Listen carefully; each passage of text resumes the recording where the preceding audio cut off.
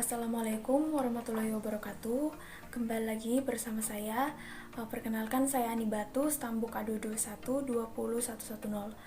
Pada video kali ini saya akan membahas mengenai sistem pendengaran dan kesetimbangan. Adapun pendengaran adalah persepsi saraf mengenai energi suara. Gelombang suara adalah getaran udara yang merambat dan terdiri daerah-daerah bertekanan tinggi karena kompresi atau penempatan molekul-molekul udara yang berselang-seling dengan daerah-daerah bertekanan rendah karena perpanjangan molekul tersebut. Nah, adapun reseptor adalah bagian dari sistem saraf yang berperan dalam menerima rangsangan dan sekaligus sebagai pengubah rangsangan yang diterimanya menjadi impuls sensoris. Berkaitan dengan hal tersebut, alat indera yang dimana adalah reseptor yang dimiliki hewan juga beragam. Salah satunya yaitu mekanoreseptor, yaitu alat indera yang merespon terhadap rangsangan tegangan suara dan tekanan dalam pendengaran. Sistem indera terdiri dari 3 bagian, yaitu telinga bagian luar, telinga bagian dalam, dan telinga bagian tengah. Kita akan membahas ini secara mendalam satu persatu. Yang pertama adalah telinga bagian luar. Pada ikan dan amfibi tidak terdapat telinga bagian luar, tetapi pada reptil seperti kadal dan buaya terdapat. Telinga bagian luar berbentuk pendek seperti tabung yang menjorok, meatus auditory eksternal yang membuka ke permukaan melalui lubang eksternal. Sedangkan pada burung dan mamalia, meatus auditory eksternal memanjang. Nah, yang kedua adalah telinga bagian tengah. Telinga bagian tengah terdiri dari 3 bagian. Yang pertama yaitu membran tympanum, rongga telinga tengah atau meatus, dan ossiceles telinga tengah.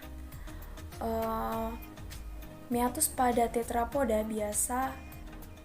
biasanya bisa memperbesar dan membentuk rongga telinga tengah. Bagian sisa yang tidak bergerak menjadi tabung eustuchi. Eustucheles telinga tengah pada tetrapoda dapat didiferensiasi. Ossiceles telinga tengah pada tetrapoda dapat berdiferensiasi menjadi stapes atau columel. Columella merupakan turunan dari Hemodibula yang berfungsi sebagai suspensi rahang pada ikan.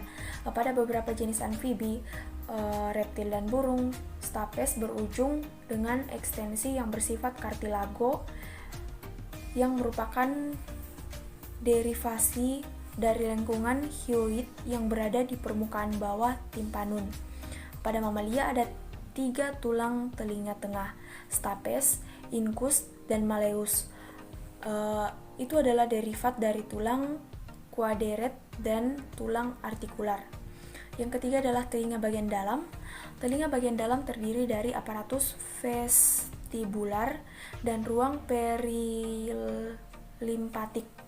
Pada mamalia lagena membentuk koklea melingkar.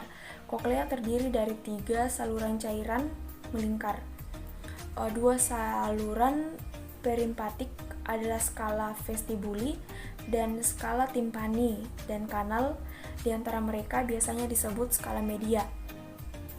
Membran basilar memisahkan timpani skala dari media skala, dan organ korti bergerak dengan membran bersilar dalam menanggapi gelombang suara.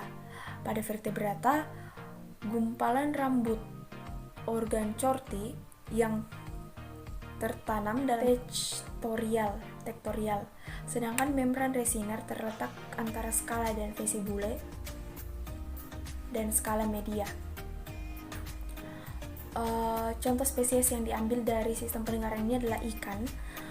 Jadi, telinga bagian dalam ikan sangat mirip dengan tetrapoda. Ada 3 kanalis semicularis